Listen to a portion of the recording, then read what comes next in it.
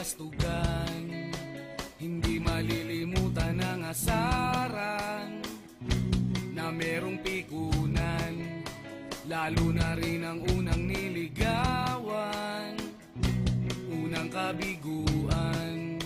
At dyan nasiseryoso ang usapan, ang pagdadamayan ng tunay at tapat na kaibigan.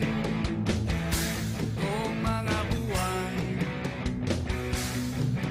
kaibigan namang maaasahan. Oh, di na tayo pabata, edad may di nahahalata. Sa mga trip unti-unti na tayo nagsasawa. Pero kahit ganon, barkadang matatag hanggang sa ngayon.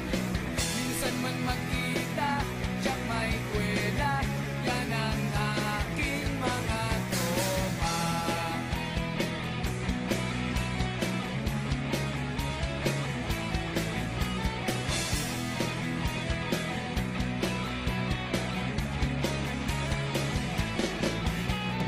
Inuman na pang magdamagan, minsan inaabot pa ng ayaan, na kung saan-saan, na para bang walang kinabukasan at kahantungan. At dyan nasiseryoso ang usapan, ang pagpapayuhan ng tunay at tapat na kaibigan. Kung